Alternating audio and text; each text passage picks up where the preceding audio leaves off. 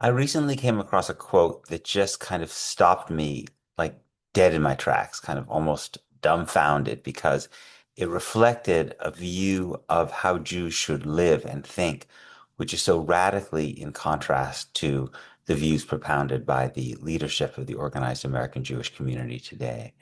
The quote is from a biography that Rabbi Abraham Joshua Heschel wrote of a remarkable Portuguese 15th century figure named Isaac Abravanel. Now, Abravanel was an advisor to the Portuguese king, as well as being a very distinguished commentator on the Bible and philosopher of Jewish thought. Really a remarkable synthesis of the kind that you were able to have on the Iberian Peninsula for a period of time. And then in some ways, reflects the kind of possibilities that might be imaginable in the United States today, in which Jews have the freedom to both wield political power and also study Torah in a serious way. And this is what Heschel writes about Abravanel and the Jews of his period in the Iberian Peninsula. Heschel writes, the Jews who had held imposing positions in the state left their Spanish homeland. Had they remained on the Iberian Peninsula, they most probably would have taken part in the enterprises of the conquistadors.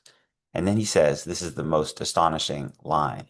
Then Heschel says, the desperate Jews of 1492 could not know that a favor had been done them, that a favor had been done them.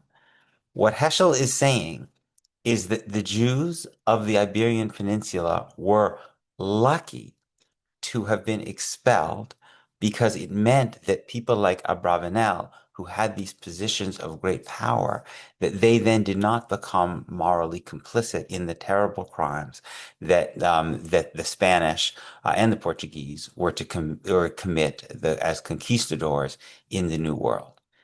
Now, one can very legitimately argue with Heschel's perspective. I mean, it is quite radical, and I'm not sure even I would necessarily endorse his view that one should say thank you for having been expelled from one's home because it means that then one is not morally complicit in the terrible crimes that the kind of empire in which you played a prominent role has committed. It's a very, very audacious thing to say. I don't think I would go as far as what Heschel is saying, but it is just an astonishing contrast to contrast that moral perspective that Heschel is offering to the dominant attitude in the organized American Jewish community today. And if you look at the leaders of America's most influential Jewish organizations, the Anti-Defamation League, but also the Conference of Presidents of major American Jewish organizations, others, they've all been in recent months basically saying the same thing,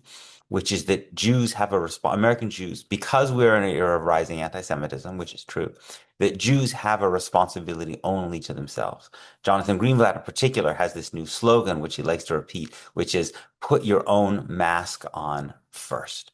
That basically, because we are in a precarious moment for Jews, and because allegedly other groups have abandoned Jews, American Jews, in our hour of need, by which people like Greenblatt mean they didn't wholeheartedly support the destruction and genocide in Gaza.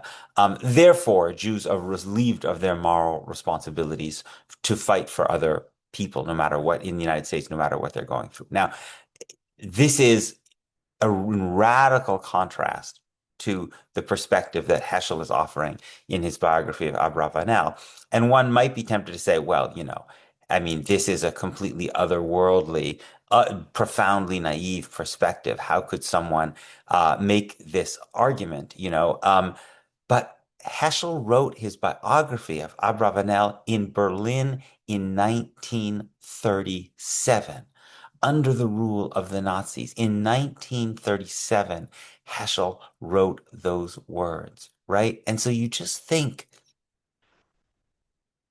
a man who could write those words about Jewish moral responsibility, about the necessity that Jews not participate in the brutalization and of oppression of others. What right on earth do we have to tell Heschel that he's naive for writing that because we're worried about anti-Semitism in the United States in 2026? He's writing in Berlin in 1937, and yet he still was not saying, let's put on our own mask first, right? He was actually saying something radically the opposite. And not to say that Heschel wasn't concerned about the preservation of Jewish life. He himself escaped from Nazi Germany. Of course, he was profoundly concerned about that, but not at the expense of the notion that Jews had a responsibility to care about others. And I think what he's saying by writing about Abravanel and focusing on a Portuguese Jew who is, for a period of time at least, has great influence in the kingdom in which he lives, is to suggest that when you have greater power, you have an even greater moral obligation to try to oppose the crimes that are being committed, to not be complicit, right? I mean, I don't think Heschel could have imagined a figure like Stephen Miller. I think he would have literally, it would have shaken him to the core to imagine America producing a Jew like Stephen Miller with his power doing what he's doing today. But in writing about Abravanel, he was in some ways warning about that possibility and making a kind of remarkable, even extreme statements about the importance of Jews never allowing ourselves to create figures like we, as in the American Jewish community, have now created in Stephen Miller. Um, I